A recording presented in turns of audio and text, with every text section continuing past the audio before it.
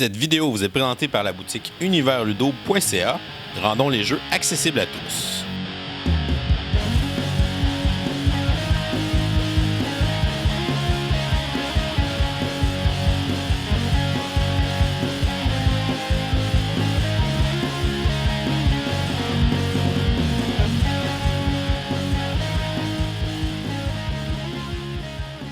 Salut les gamers, bienvenue à Professeur Board Game, je m'appelle David. Aujourd'hui à Board Game Summer, on regarde ensemble le petit jeu The Mind, un jeu édité en 2018 dans sa version française par Ouya et qui est distribué au Québec par Luma Game, qu'on voudrait remercier de nous avoir donné une copie du jeu qu'on puisse l'essayer et vous montrer en vidéo. Vous pouvez les visiter au lumagame.ca. C'est un jeu qui nous vient de l'auteur Wolfgang Warsch. Le jeu se joue de 2 à 4 joueurs et les parties vont durer environ une quinzaine de minutes. Le but du jeu va être de compléter les différents niveaux dans le jeu qu'on va avoir choisi pour la difficulté de notre partie.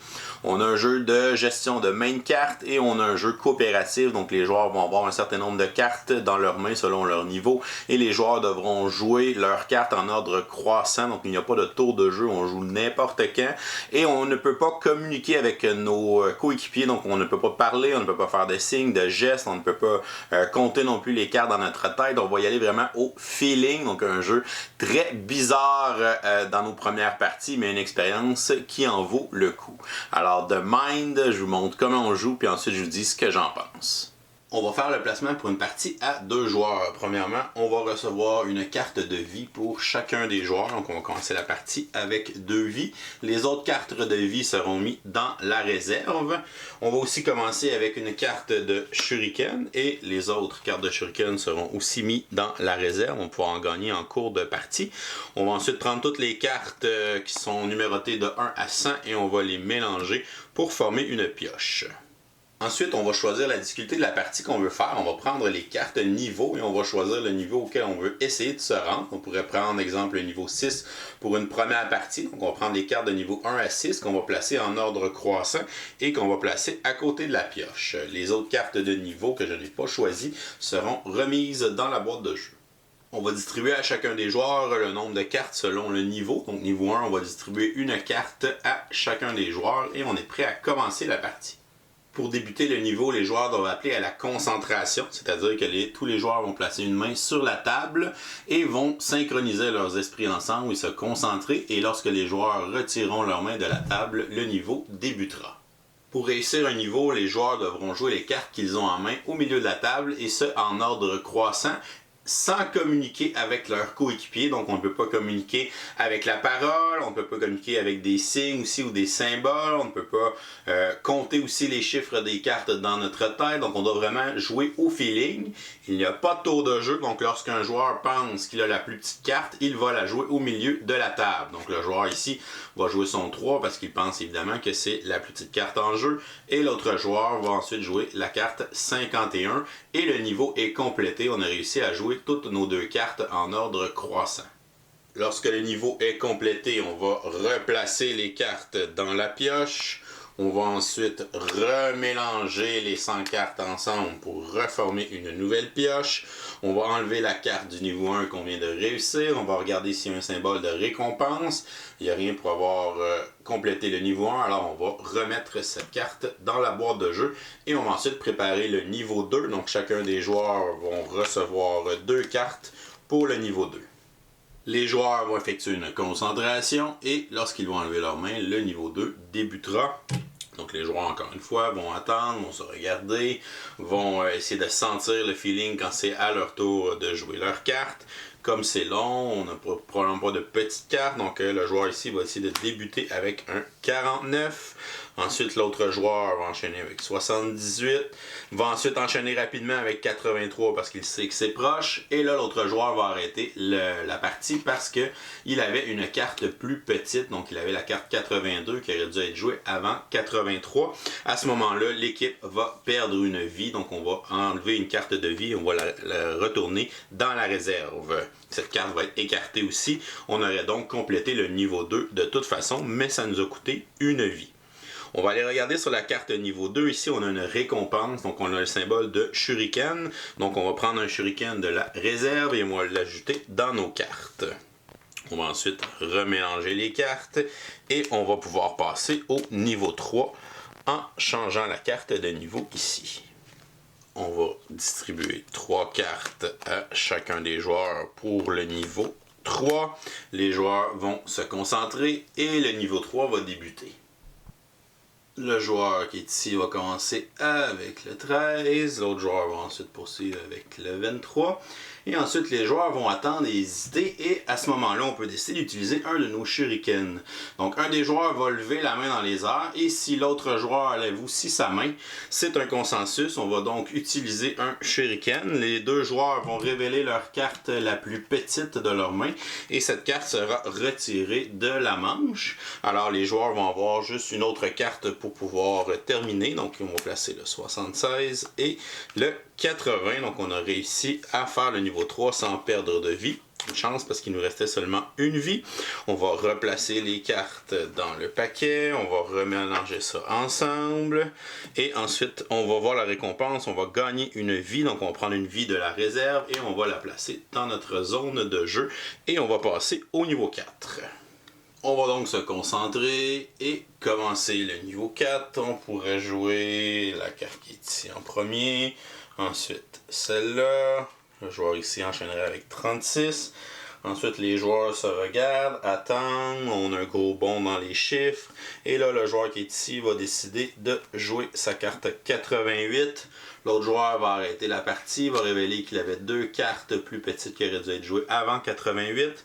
Même s'il y a 2 cartes révélées qui n'ont pas été jouées, qui ont été sautées, on va seulement perdre une vie qu'on va replacer dans la réserve. Et ces cartes seront ensuite écartées, défaussées. Et on va continuer avec les 2 dernières cartes pour terminer le niveau 4. La partie va se continuer ainsi. On va essayer de faire tous les niveaux qu'on a décidé de placer dans la partie. Donc ici, on essaie de se rendre jusqu'à 6. Si on complète le niveau 6, on va gagner la partie. On peut se rendre dans les parties jusqu'au niveau 12 si on le souhaite, selon la difficulté qu'on choisit. Et si jamais, évidemment, on perd notre dernière vie, on va perdre la partie.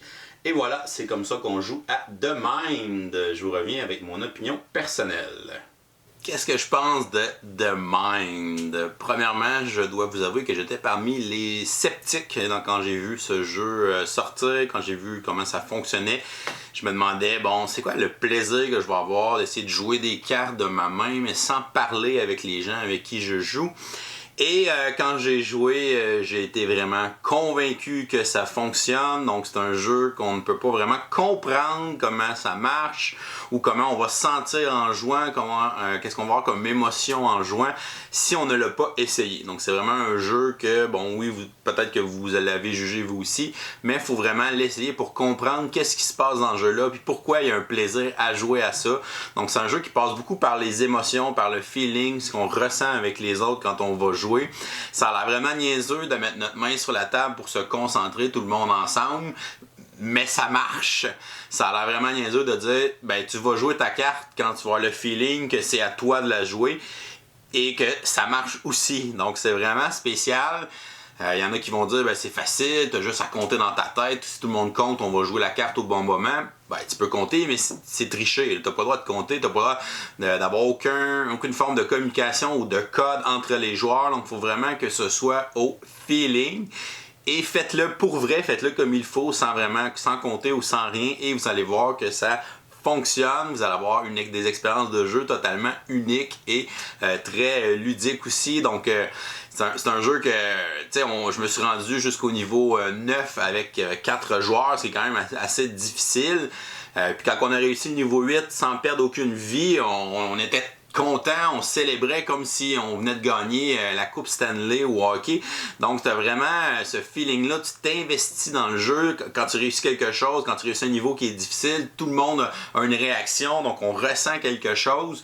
Donc ça, c'est la preuve que le jeu fonctionne. Une autre preuve, c'est, le jeu, les parties durent 10-15 minutes, c'est super rapide. Et évidemment, c'est le genre de jeu que tu joues pas une seule partie. Donc, tu viens d'en finir une, c'est comme, OK, ben là, on en recommence une, on veut battre notre record, on veut se rendre à un niveau plus loin, on met plus de niveaux dans la partie, on veut que ce soit plus dur. Donc, tu vas en jouer 3, 4, 5, 6 parties d'affilée. Je pense que j'ai déjà joué 20 à 25 parties en dedans d'une semaine. Donc, toutes les personnes à qui je l'ai montré le jeu ont vraiment adoré leur expérience encore une fois. Il y en avait encore, comme moi, beaucoup qui étaient très sceptiques, mais en l'essayant, je pense que tous les joueurs à qui j'ai fait essayer l'ont adopté. Donc c'est vraiment un jeu qui fonctionne. Ça fonctionne, c'est hallucinant de voir comment un jeu aussi simple peut nous faire dégager des émotions aussi fortes en jouant, donc c'est vraiment fantastique. C'est vraiment une expérience à vivre, donc je vous conseille d'essayer ça, de l'essayer de la bonne façon aussi, de vous prêter à ce petit jeu-là, à ce petit spiritualisme-là, qui semble un peu bizarre, mais pourtant, vous allez voir que ça va être vraiment spécial et je garantis que vous allez avoir des belles expériences de jeu. Donc, côté négatif, j'en ai pas tant trouvé. C'est sûr qu'à 2 joueurs, le jeu est beaucoup plus facile. On a beaucoup moins de cartes en jeu. Oui, on a peut-être une vie ou 2 de moins au début de la partie, mais ça reste qu'il y a beaucoup de moins de cartes à gérer. Si vous voulez vraiment des bons défis, c'est sûr qu'à 3-4 joueurs, j'ai trouvé aussi l'interaction qui est plus intéressante. La dynamique de on ne fait qu'un, on est de même. Je pense que ça fonctionne mieux si on est 3 ou 4 joueurs. Donc c'est vraiment à son summum. Même si le jeu joue à 4, on pourrait à la rigueur jouer à 5, mais encore une fois, on rendrait le jeu encore plus difficile parce qu'il y a plus de cartes à jouer, mais il n'y a rien qui nous empêche de l'essayer. The Mind avait été nominé au Spiel des Jahres cette année, mais on a annoncé ce matin que c'est Azul qui a remporté. Mais je suis sûr que The Mind a fini, d'après moi, en 2e position. Donc il y a un gros hype au niveau de ce jeu-là. Je pense que c'est justifié, je pense que ça fonctionne bien. C'est un jeu aussi qui va rejoindre un paquet d'audience, donc ça va rejoindre à peu près n'importe qui, tellement c'est simple, puis ça s'explique vite, puis c'est juste un jeu de cartes avec des cartes numérotées, donc à peu près n'importe qui peut jouer à ça. Donc The Mind, ça m'a vraiment blow my mind, donc ça m'a vraiment surpris ce petit jeu. Donc je suis obligé de lui donner une note de A, donc c'est un excellent jeu pour toutes les occasions, un excellent jeu qui fonctionne par sa simplicité, par l'engagement que ça va vous dégager, les émotions que vous allez vivre aussi en jouant des parties. Donc c'est vraiment une expérience unique et je vous suggère d'aller essayer ça. Donc c'est un jeu aussi qui est très peu coûteux, donc c'est vraiment un paquet de cartes, je pense que ça coûte une quinzaine de dollars, donc c'est vraiment accessible. Ça part comme des petits pains chauds présentement dans les magasins, donc si vous n'avez pas encore votre copie de The Mind, allez tout de suite vous commander ça ou vous achetez ça là, dans les prochains jours. Et voilà, c'est tout pour aujourd'hui. Si jamais vous n'êtes pas abonné à notre chaîne, vous pouvez cliquer sur notre petit bonhomme ici en bas pour vous abonner. Sinon, vous pouvez nous suivre sur les médias sociaux, Facebook, Twitter ou Instagram à Professeur Board Game. Vous pouvez venir nous visiter aussi sur passionboardgame.com et vous pourrez aussi retrouver cette vidéo sur l'excellent site jeudéclic.com. Et si vous aimez ce qu'on fait comme contenu, vous pouvez venir nous encourager sur notre page Patreon. Je vous souhaite une excellente fin de journée et continuez de gamer.